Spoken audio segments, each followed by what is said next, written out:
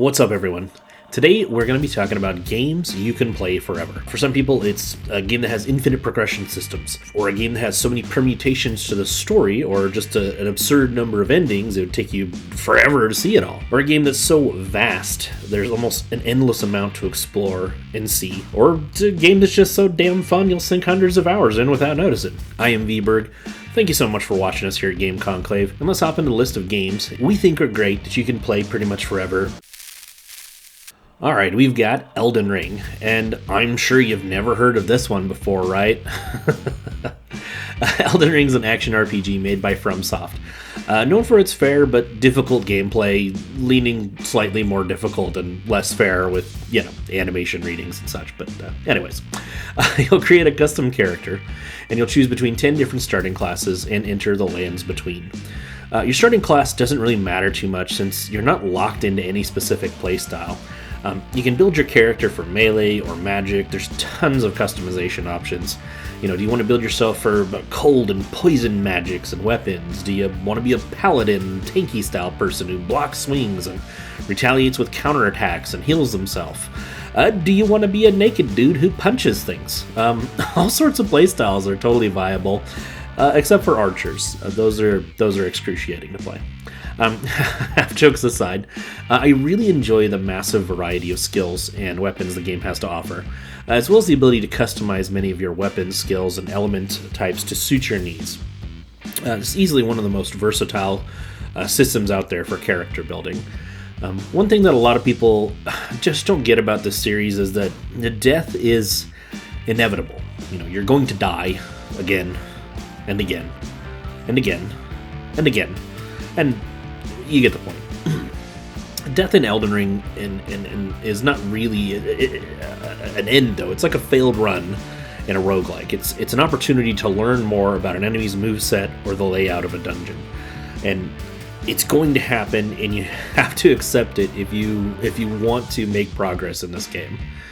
Exploring every nook and cranny will offer various rewards to those willing to explore them. And some of the game's vistas are just absurdly breathtaking and amazing to take in, assuming you're not running for your life from some monstrosity that's trying to devour you. After you conquer every tomb, cave, tower, and boss the game throws at you, there's even a massive expansion, adding in tons of new content. The game has over 300 weapons, over 500 pieces of armor, and over 200 different spells to acquire. On top of that, it's got 7 different endings.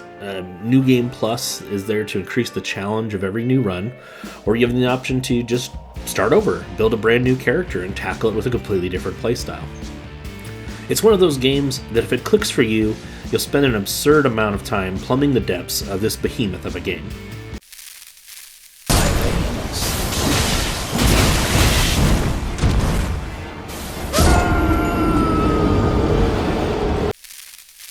Tony Hawk's Pro Skater 1 and 2 is one of the best sports games ever made, bar none. It's a full-fledged remake of the first 2 games from back in 1999 and 2000. The remake has all of the original stages and most of the original music, along with 37 new songs added to it, and a complete visual overhaul.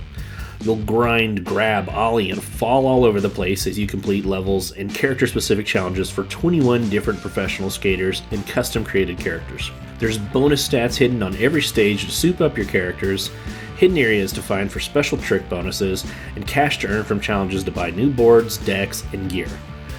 There's a skate park builder where you can even make your own parks, online challenges, speed runs, free play, and so many different ways to find to just keep playing. And just a small note, the base game did not have solo tour options, so when you played through the career with any one character, it completed all the challenges for every character, but they did add in a bonus patch, solo tours for every character, so now you've got 21 different ways to replay the career, so it just adds in a ton of replay. If you're hankering for some nostalgia with this title, or just looking for something with a ton of stuff to do, I give this slick, cool, awesome sports game a try. Tony Hawk Pro Skater 1 and 2 is a blast.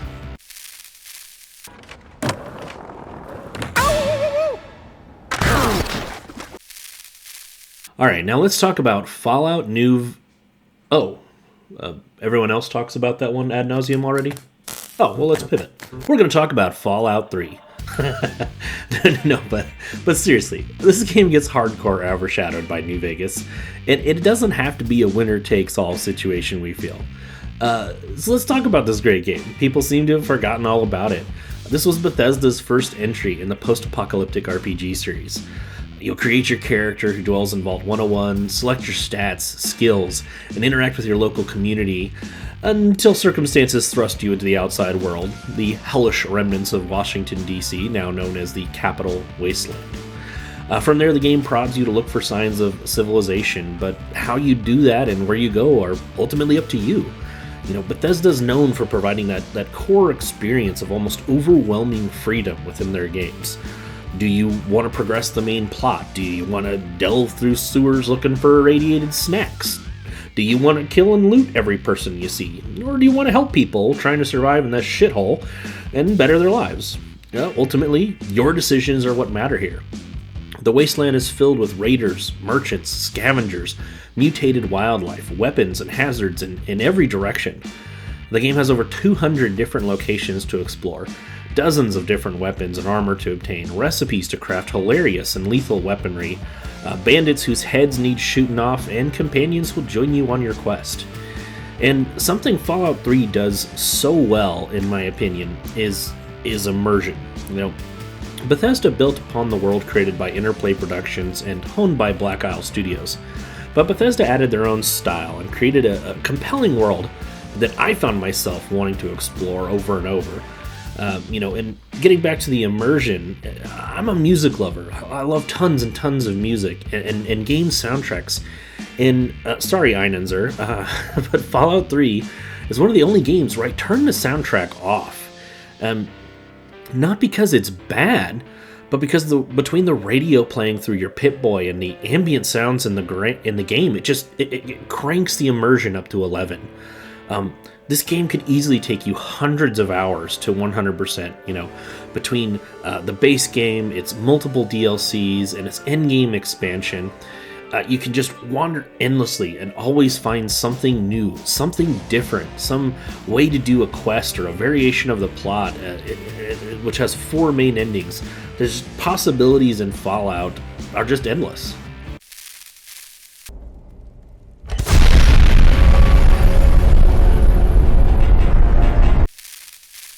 Plague Inc. Evolved is a virus simulation game where you are the virus, trying to wipe out humanity. You'll acquire DNA points to mutate how your virus is transmitted, affect its resistance stats, change its lethality to allow more time to spread, and create new symptoms to increase infectivity or lethality. There's tons of bonus genetic attributes to unlock that can change your starting strategies, such as making your virus more transmissible in rural or urban environments, or better at spreading in humid or cold climes. Beating the game in various ways will unlock all sorts of new modes where you can play as more exotic and strange plagues to unleash on humanity, from fungal infections to simian sicknesses to zombie outbreaks. There's dozens of new maladies to unleash on our silly species and wipe them out before they band together and find a cure. The creators were even concerned their game was freaking people out during the COVID pandemic, and so they created a cure mode. Now you can race to cure viruses in a total role reversal. And the game has multiplayer versus mode where you can go head-to-head with other players as you try to both spread your competing viruses while other players race to find a cure. There's a ton of endless fun to be had here, trying out different combinations of genetic boosts, mutation factors, and transmission vectors as you try to create the most lethal viruses on progressively harder challenges.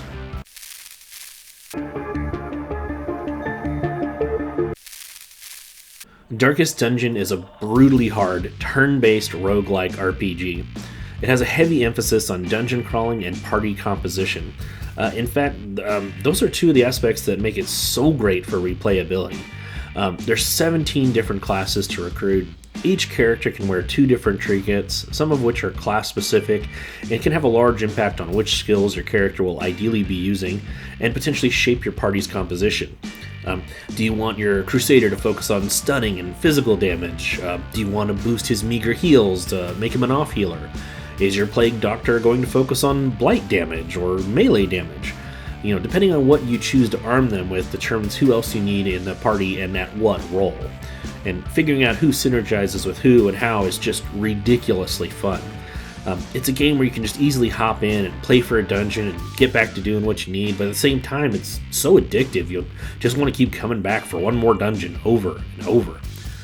Speaking of dungeons, you'll need to acquire tools to fully explore them, and when you're opening curios, there's a possibility of fantastic buffs, loot, or also brutal punishments. Are you going to get a fistful of gold that you need, or is your character going to get blighted and stressed out and start turning hostile against their other party members, which can cause all sorts of problems? You'll also be rebuilding a town, and in it you can upgrade your gear, skills, purchase trinkets, recruit new heroes for when yours die, or for when your roster just needs filling out. The town also serves to lower your party's stress by praying, flagellating, getting drunk, gambling, or spending the night at the brothel.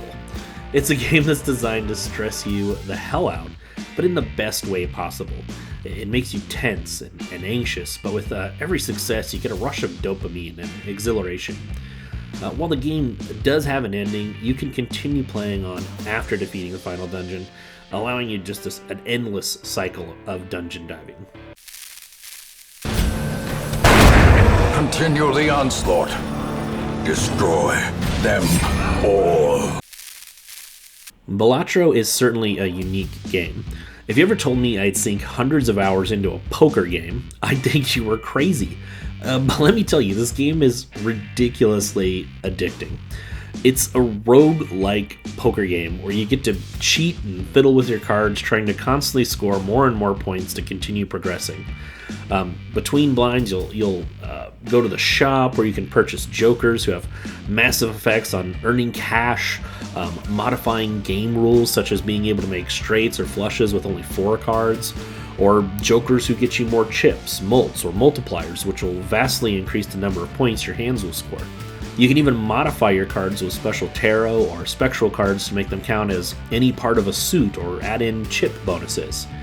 You can purchase celestial cards to enhance the value certain hand types are worth. There's an absurd amount of jokers, vouchers, and decks to unlock that will all provide opportunities to keep you racking up the score. You can even break all conventions and accumulate extra cards and play a 5 of a kind or focus on pairs if that's what you want. There's even special challenge decks to unlock. And as it's a roguelike, a ton of it comes down to, just plain luck. What jokers and what bonus cards will the shop offer you? But therein lies the fun of the game, trying to cobble together a winning strategy that will push you higher and higher. You can just sink hundreds of hours into this game, unlocking everything and attempting the endless mode.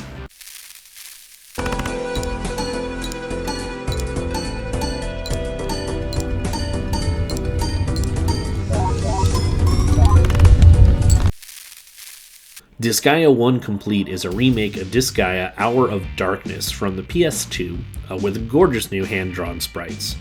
Gameplay refinements from later iterations in the series, and all the shenanigans and silliness that made the original game so damned fun. Disgaea is a turn-based strategy RPG series where unit positioning is integral.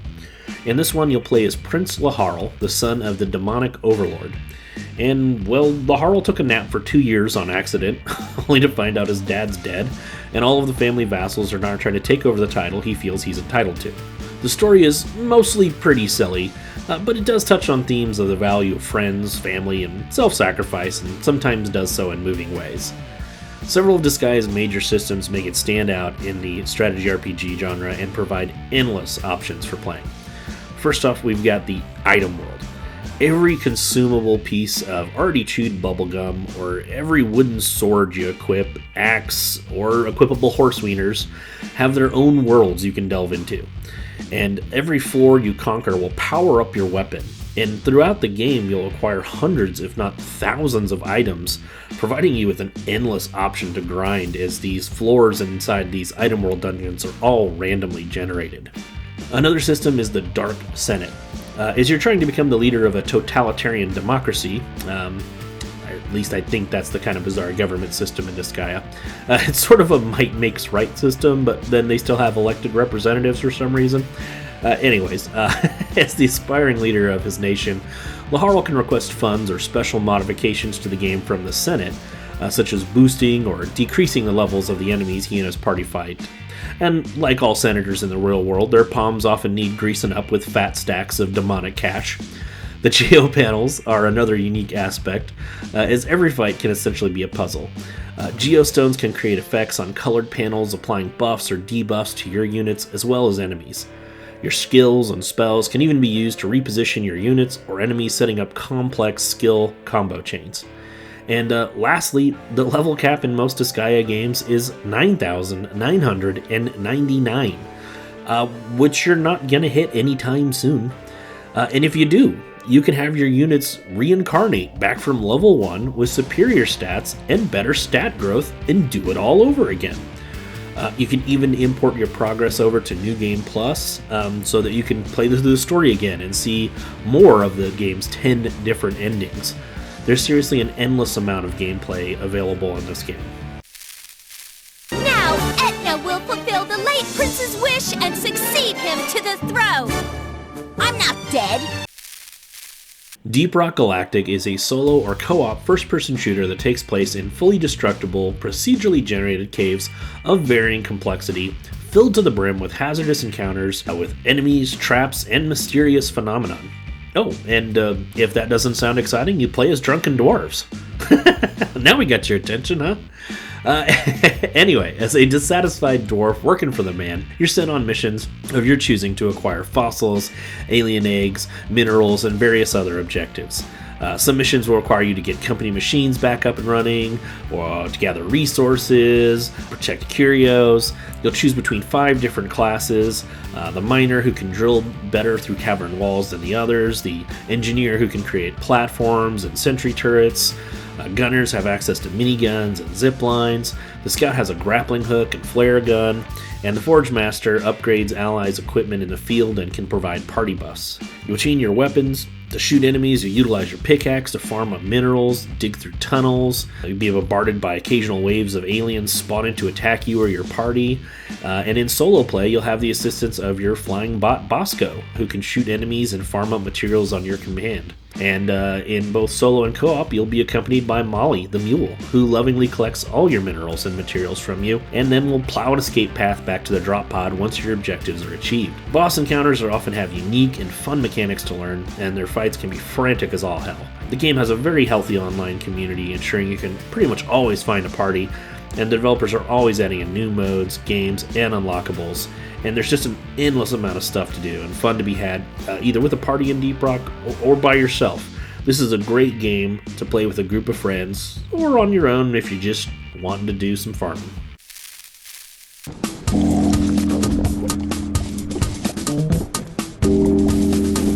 Yes! Slay the Spire is a deck-building roguelike game with light RPG elements. You'll have access to 4 different characters once you've unlocked them all, who each have their own pool of cards to build their deck from. Your deck determines your potential actions, and each character can be built in a variety of ways. The Defect, for instance, can be built to be very tanky while dealing passive damage to enemies, or juggling its orbs to deal tons of damage and gain free actions. The Ironclad can be a tank or a direct damage dealer. The Silent can be built for poison damage over time or gaining free actions. And the Watcher has multiple stances to cycle between for maximizing damage and defense. With dozens and dozens of cards to unlock for every character, there's so many different ways to build your deck. There's also dozens of relics to acquire that provide passive boons, such as buffing your damage, healing you under certain conditions, gaining armor, and various other buffs. There's just a ton to do in this turn-based deck builder. And since the game's a roguelike, you never know exactly what cards or relics will drop after a fight, adding in a healthy dose of randomness. We feel the randomness in roguelikes can be frustrating at times, but in Slay the Spire, it's handled really well. One of my wife's favorite aspects of Slay the Spire is the daily runs, with new challenge runs giving you different bonuses and penalties that change on a daily basis. It provides a ton of replay opportunities. And she said I can't tell you how many hours she's put in the game or she'll kill me, but let's just say the playtime starts with a 4 and has more than one digit after that 4. I didn't tell you Me personally, I like to mess with the custom game mode and play around with making it more or less challenging to suit whatever my mood is. There's just an endless amount of variety and options with playing this game, and it makes it so easy to just sink ludicrous amounts of time into it.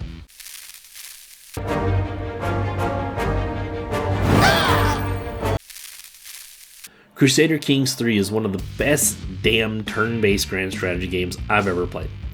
It's got all sorts of like RPG mechanics in the game that affect so much of what transpires. Your characters have stats and traits that affect their relationships, abilities, and skill trees to refine their bonuses to various aspects of management and court intrigue.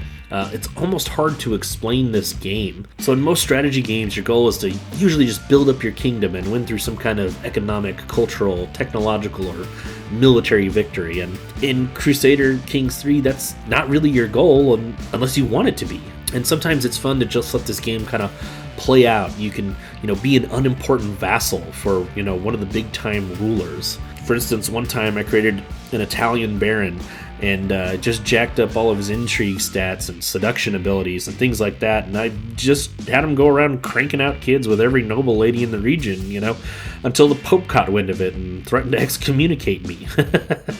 One time I was playing as a baroness, and I was doing a great job, I thought. I was the administrator for the Kaiser of the Holy Roman Empire. And, I went out for a horse ride, died, and then the kingdom collapsed when my 5-month-old inherited it.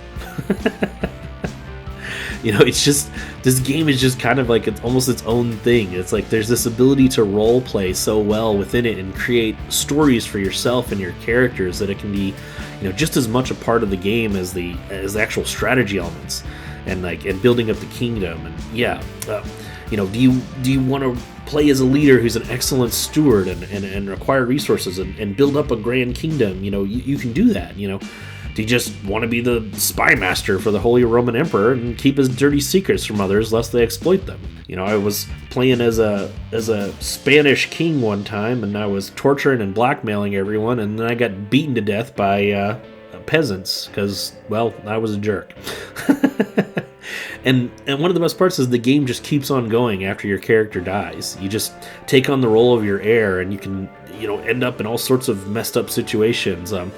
One time, my great steward king died, and I ended up as his incestuous moron son, who, a month after I took over him, he's caught scaling a parapet to try and sleep with his niece with dwarfism, only to get rejected by her and then blackmailed by his own knight.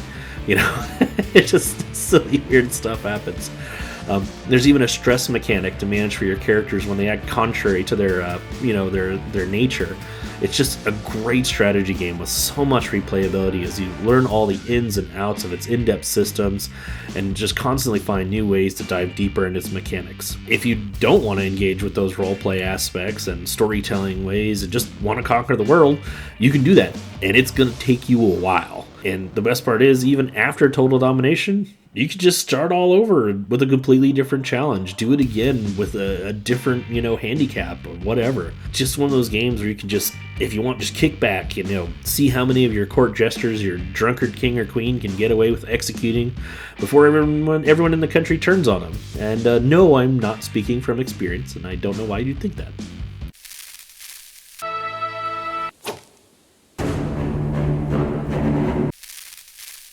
We hope you found something on this list to sink some time into.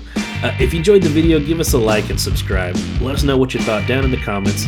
And as always, from all of us here at Game Conclave, thank you so much for watching.